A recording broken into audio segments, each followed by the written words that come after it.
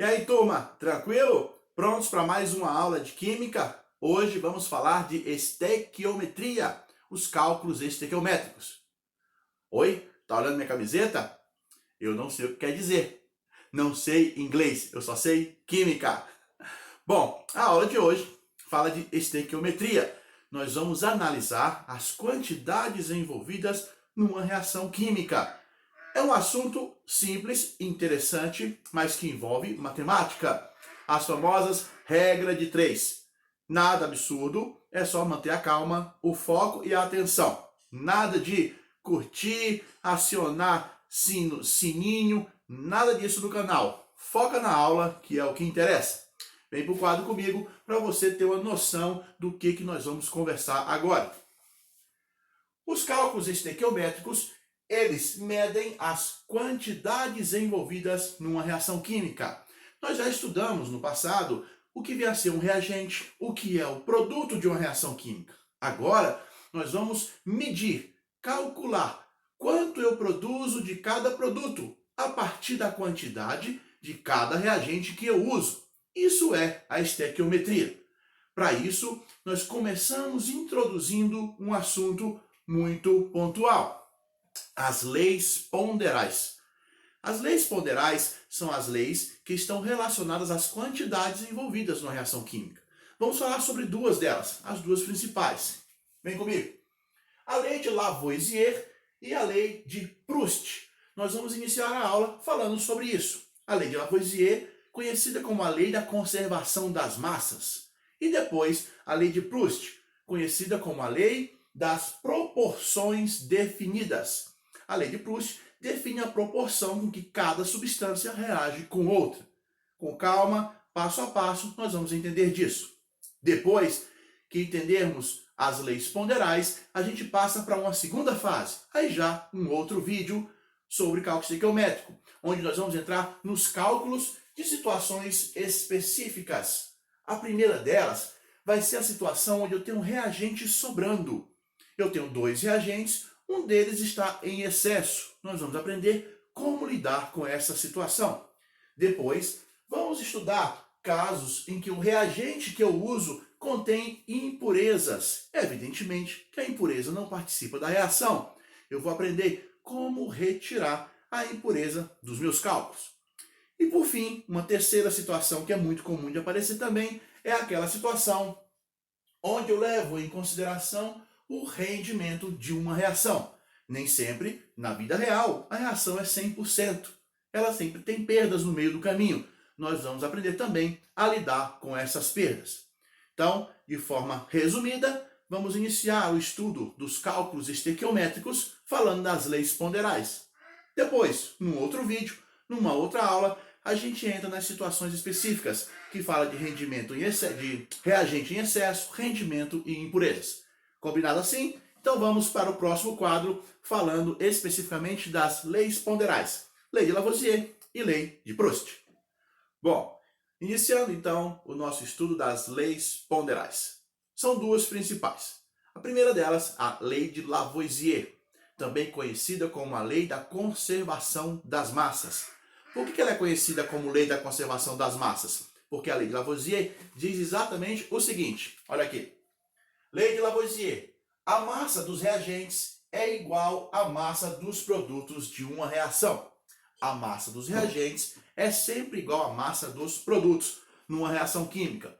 Ou seja, as massas se conservam. Lei da conservação das massas. É isso que diz a lei de Lavoisier. Provavelmente você já ouviu falar nela. Talvez com um enunciado um pouquinho diferente, do tipo: na natureza, nada se cria, nada se perde, tudo se transforma.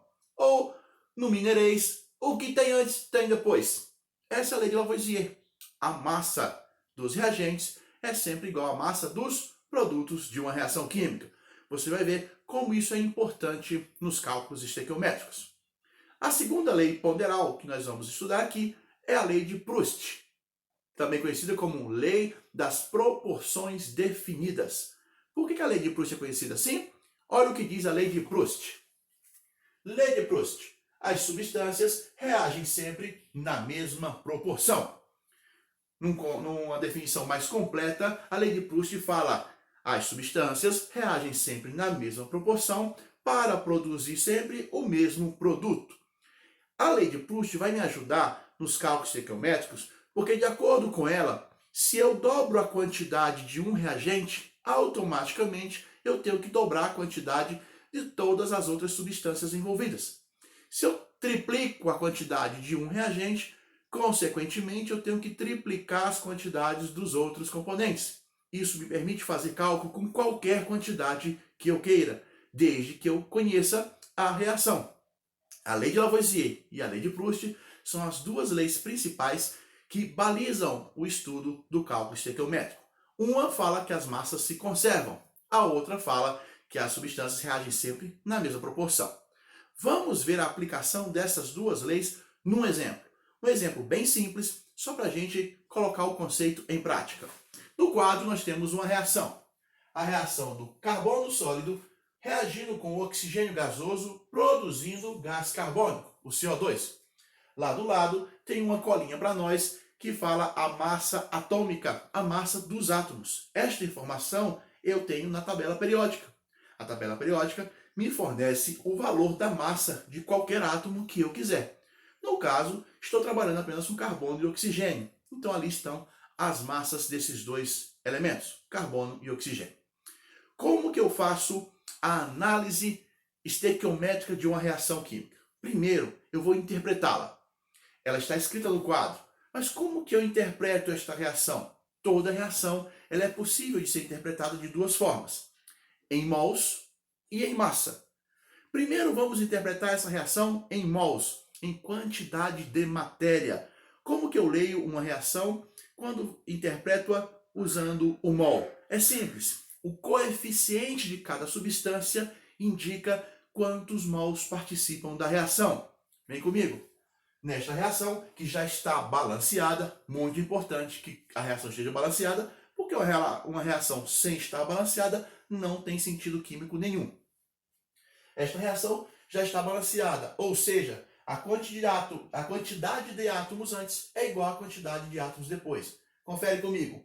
Um átomo de carbono, um átomo de carbono. 2 átomos de oxigênio, 2 átomos de oxigênio. A diferença é que nos reagentes, o carbono e o oxigênio formam duas substâncias diferentes. No produto, eles se combinaram, formando uma só substância, o gás carbônico. Vou ler esta reação usando o conceito de mol, o conceito da quantidade de matéria. Como que eu leio? Acompanha comigo. 1 mol de carbono reage com 1 mol de oxigênio, produzindo 1 mol de gás carbônico. Vamos escrever isso. 1 mol de carbono, eu sei que é 1 mol porque o coeficiente aqui da frente é 1. Reage com 1 mol de oxigênio, o gás oxigênio, que nós respiramos, produzindo 1 mol de CO2. Percebam que eu fiz a interpretação da reação em quantidade de matéria. Mas posso fazer a mesma interpretação agora em massa e não mais em mol. Eu sei que a massa de 1 mol é sempre expressa em gramas. Então eu sou capaz de calcular a massa de qualquer mol de molécula, desde que eu tenha as massas dos átomos que a compõem. No caso aqui, a minha primeira substância é o carbono. O carbono ele tem massa atômica 12U. O U é a unidade de massa atômica. Não consigo medi-la na balança. Por isso, converto para o mol. O mol é a massa atômica, só que em gramas. 1 mol de carbono, portanto, pesa 12 gramas. Tanto faz eu falar que eu tenho 1 mol de carbono ou eu falar que tenho 12 gramas de carbono. É a mesma coisa. Só que o mol está falando em quantidade e a grama está falando na massa dessa amostra. 1 mol de carbono e 12 gramas de carbono são sinônimos. Substância 2, o segundo reagente, o gás oxigênio, cuja molécula é uma molécula diatômica formada por 2 átomos do elemento oxigênio ligados entre si.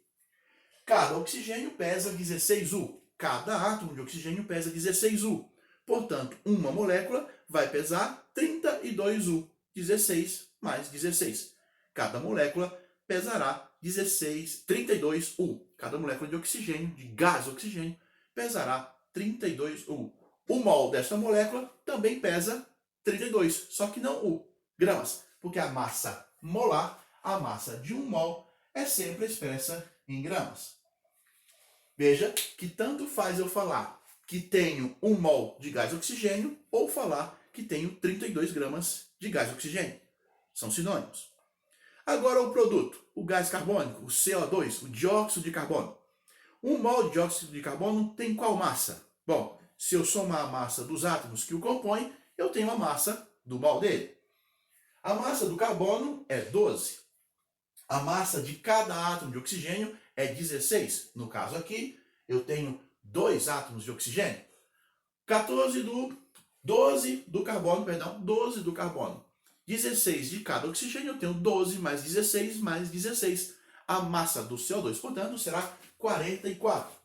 Como estou falando de mol, a massa é em gramas. Perceba, interpretei a minha reação em quantidade de matérias, mol, e também interpretei-a em massa, em gramas. Veja, como que eu posso ler esta reação? 1 mol de carbono reage com 1 mol de oxigênio, produzindo 1 mol de CO2. Ou ainda, 12 gramas de carbono reagem com 32 gramas de oxigênio, produzindo 44 gramas de CO2. São duas maneiras diferentes de falar a mesma coisa. Esta interpretação eu faço de toda a reação química que eu quiser fazer a análise estequiométrica dela. E esta regra vale sempre. Perceba que aí está explícita a lei de Lavoisier. O que diz a lei de Lavoisier? A massa dos reagentes será sempre igual à massa dos produtos. A massa dos meus reagentes é 12 mais 32, que dá 44. A massa do produto é 44. A massa foi conservada. Lei de Lavoisier sendo obedecida. E isto vale sempre, para toda e qualquer reação química. A massa dos reagentes, 44 gramas, é igual à massa dos produtos, 44 gramas. Talvez você possa perguntar, mas e por que a quantidade de mols não se conserva? Veja, nos reagentes eu tenho 2 mols e no produto eu tenho 1 mol. Isso não está contrariando a lei de Lavoisier? Não, é claro que não. A lei de Lavoisier em momento algum falou em quantidade de matéria em mols. Ela só se refere à massa. E esse é um dos erros mais comuns que os alunos cometem quando vão resolver uma questão de cálculo estequiométrico. Eles ficam preocupados em preservar a quantidade de mols antes e depois da reação. Mas isso não é uma lei, isso não é uma regra. E nós estamos vendo um exemplo aqui no quadro. A quantidade de mols antes e depois ela é independente. O que se conserva por ordem de lei, da lei de Lavoisier, é a massa. Divida bem, separe bem esses dois conceitos. Só voltando aqui. Veja que antes da reação, nos reagentes, eu tenho 2 mols de substâncias. 1 mol de carbono, 1 mol de oxigênio. Depois da reação acontecer, nos produtos, eu só tenho 1 mol. Perfeitamente possível. No entanto, as massas, essas sim, elas têm que se conservar. Antes e depois. Aí está o exemplo da aplicação e do respeito à lei de Lavoisier numa reação química. E a lei de Proust? Como que ela é percebida numa reação química? O que diz a lei de Proust?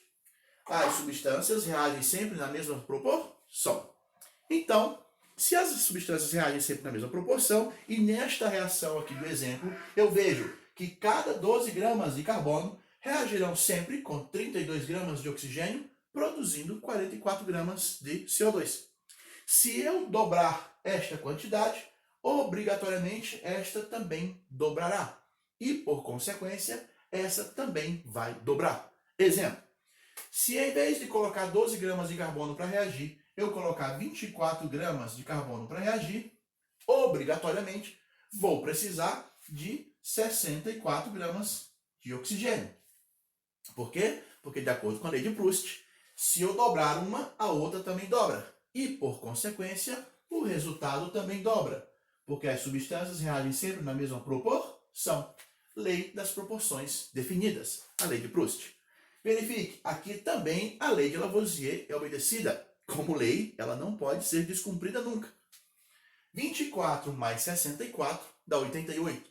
A massa dos reagentes nesta situação seria 88 gramas. E a dos produtos também. Lei de Lavoisier sendo respeitada. A lei de Proust funciona também para os mols? Claro que funciona. Se eu dobrar a quantidade de mols aqui, esta também dobra. E esta também dobra. Quando eu falo dobrar, é só um exemplo. Eu posso triplicar, eu posso multiplicar por 10, eu posso multiplicar por 1000. Exemplo. Se eu multiplicar 12 gramas por 1000, eu terei 12 quilos de carbono. Se eu multiplicar 12 gramas por 1.000.000, eu terei 12 toneladas de carbono. E aí eu tenho diante de mim uma infinidade de possibilidades de cálculo para fazer. O meu exemplo aqui. Se eu tiver 12 toneladas de carbono para reagir, qual é a massa de CO2 produzida? Bom, de acordo com a lei de Proust, se eu multipliquei isso aqui por 1.000.000, 12 gramas vezes 1.000.000 dá 12 milhões de gramas, ou seja, 12 toneladas. Eu sei que participarão da reação exatamente 32 toneladas de gás oxigênio e serão produzidos 44 toneladas de CO2. Veja que as proporções estão sendo respeitadas, sempre mantidas. É claro que numa questão de prova, numa questão do Enem, os números não vêm assim tão redondinhos e nem a reação vem assim tão simples. Nós trabalhamos normalmente em provas com reações mais complexas e com números nem sempre tão precisos. Esse primeiro exemplo foi apenas para você compreender a lógica e o raciocínio que eu tenho que adotar sempre que eu for resolver uma questão de estequiometria. Vamos passar para um segundo exemplo e aí você vai ver uma reação um pouquinho maior com números um pouquinho menos amigáveis. Bom, agora vamos para um segundo exemplo, uma segunda reação. Vamos fazer a análise estequiométrica dela. Veja no quadro. Eu tenho agora a reação de combustão do metano. Combustão. O que é reação de combustão? Eu tenho um combustível reagindo com gás, oxigênio, produzindo CO2 e água e, consequentemente, liberando calor. É um exemplo de reação exotérmica. Lá na termoquímica, a gente vê essa definição com mais detalhes. Nesta reação, que propositalmente eu não deixei balanceada ainda, preciso balanceá-la. Só depois de ter a reação balanceada, o que significa isso? O número de átomos antes ser igual ao número de átomos depois. Depois que ela estiver devidamente balanceada, eu posso fazer a sua análise química estequiometricamente falando. Vamos balancear essa reação, só para a gente relembrar esse conceito. Como que a gente faz? Vamos começar pelo átomo de carbono. Nos reagentes, eu tenho um átomo de carbono. Nos produtos, também tenho um átomo de carbono. Está ok? Hidrogênio, nos reagentes, eu tenho 4 hidrogênios. Nos produtos, eu só tenho 2 hidrogênios. Como que eu faço para igualar isso? Eu dobro o número de moléculas dos produtos. Evidentemente, eu não posso alterar esse númerozinho de baixo, que eu chamo de índice. Porque o índice indica a quantidade de átomos que tem dentro da molécula. Se eu mudar o índice, eu mudo a substância. E aí é outra reação. Eu só posso alterar o número aqui da frente, que eu chamo de coeficiente. O coeficiente me diz quantas moléculas participam da reação. Se uma, se duas, se três. Então isso eu posso alterar. Para balancear então o número de hidrogênios, antes eu tenho 4 hidrogênios, depois só tenho 2. Se eu colocar um 2 aqui na frente, agora sim, eu tenho 2 moléculas de água sendo produzida. No caso até vapor de água. 2 moléculas sendo produzidas. Cada uma tem 2 átomos de hidrogênio, então agora eu tenho 4 átomos de hidrogênio. Balanceei o hidrogênio antes, o hidrogênio depois. O que falta balancear agora? Carbono já está ok, hidrogênio está ok. Agora preciso balancear o oxigênio. Perceba que nos reagentes eu só tenho 2 átomos de oxigênio. E nos produtos eu tenho 4. 2 aqui e mais 2 aqui. Não pode. O que tem antes tem que ter depois. Se eu tenho 4 oxigênios nos produtos, obrigatoriamente eu tenho que ter 4 oxigênios no reagente. Para balancear, então, eu ponho um 2 aqui na frente. Em vez de usar uma molécula de oxigênio, eu uso 2 moléculas de oxigênio nessa reação. Agora sim, ela está balanceada. Posso, então, interpretar essa reação agora, usando a lei de Lavoisier e a lei de Proust. Vamos fazer a primeira análise em mols, em quantidade de matéria. Vem comigo. O que diz essa reação? Cada 1 mol de metano, reage com 2 mols de gás oxigênio. Por isso, o coeficiente é importante. Cada 1 mol de metano reage com 2 mols de oxigênio, produzindo 1 mol de CO2. 1 mol de CO2. E produzindo também 2 mols de vapor d'água. Água no estado gasoso. Pronto. Fiz a análise da reação em quantidade de matéria. Nada difícil, é só olhar para o coeficiente. Agora eu vou fazer a mesma análise da reação, só que em gramas, em massa. Para isso eu tenho que calcular a massa de cada uma das substâncias. Para isso eu uso ali as informações que me foram fornecidas. A massa dos átomos. Como que eu calculo isso? A massa de uma molécula de metano, CH4, nada mais é do que a soma de um átomo de carbono e 4 átomos de hidrogênio. Cada carbono pesa 12, cada hidrogênio pesa 1, então é 12 mais 4. 12 mais 4, 1 mol de metano é o mesmo que 16 gramas de metano. Eu posso falar em quantidade e posso falar em massa. É a mesma coisa de falar, eu tenho uma dúzia de bananas ou eu tenho 2 quilos de bananas. São sinônimos. Banana.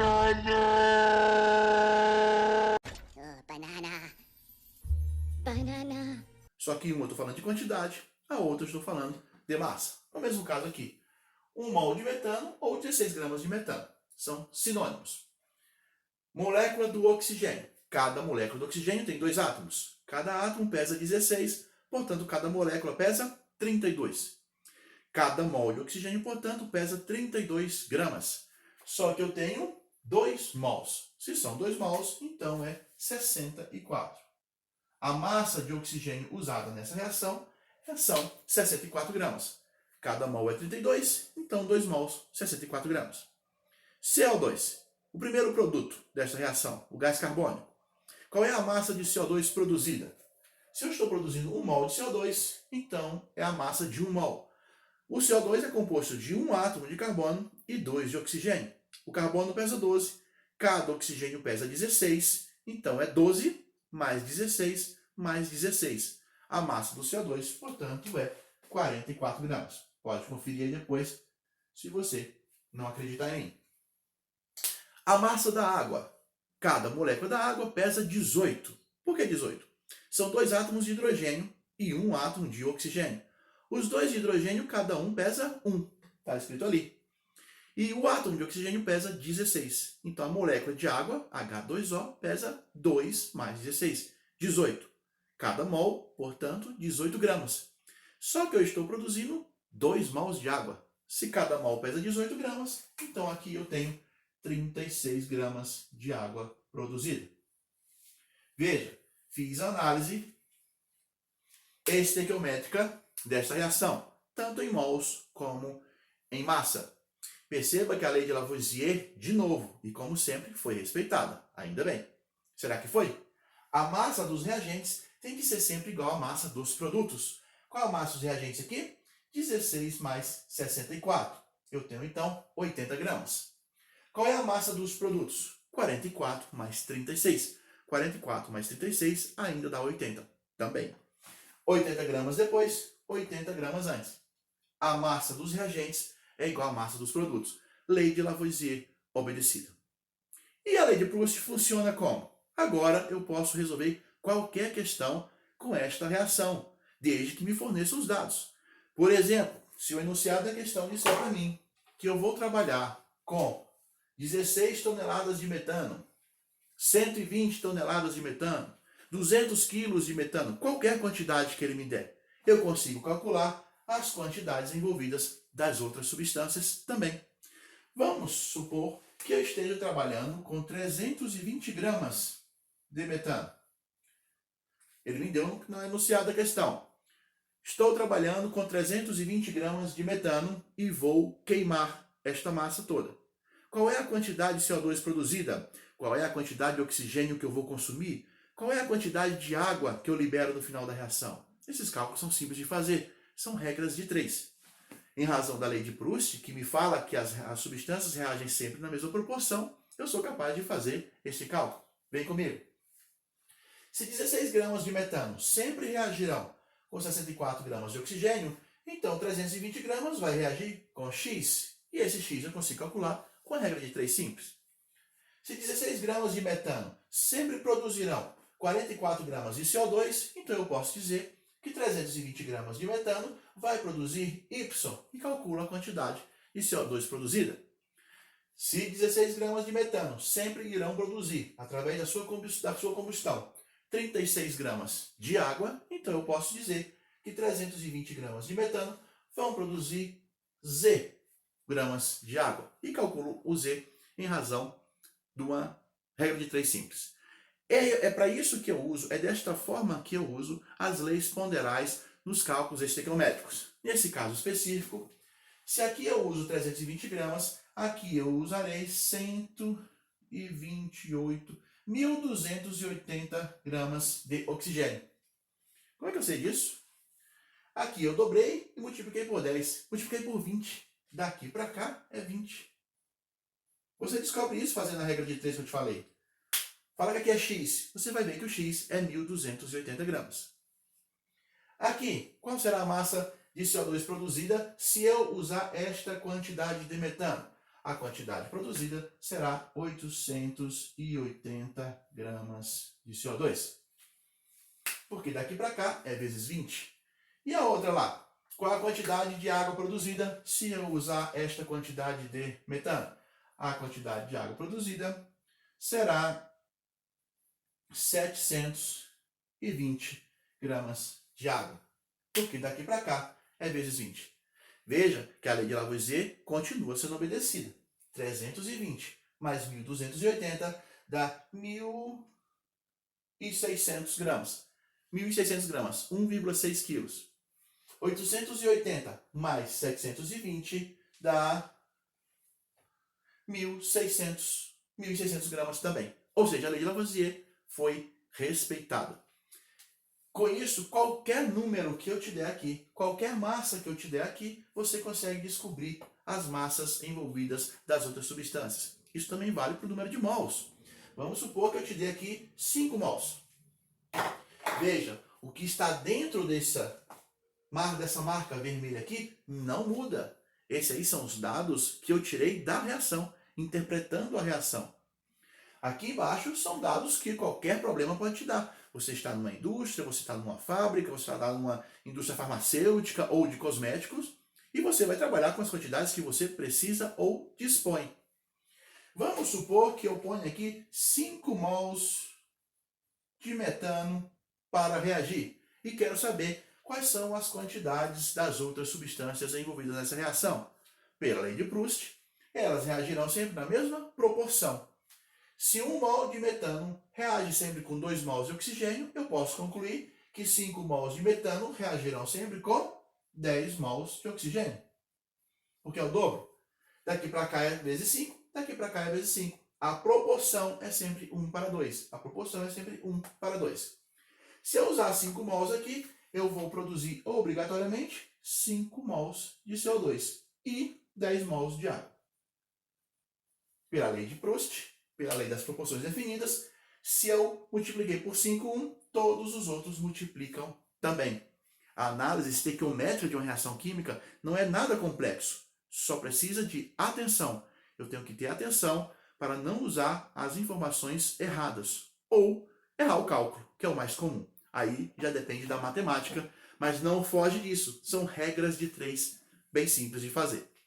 Com estes conceitos, as 2 leis ponderais apresentadas, eu sugiro que você agora faça exercícios. Pegue questões de cálculo estequiométrico que pede para calcular as quantidades envolvidas numa reação. Perceba que no problema, no enunciado, ele sempre vai te dar uma quantidade, ou de um reagente, ou de um produto, e vai pedir a do outro.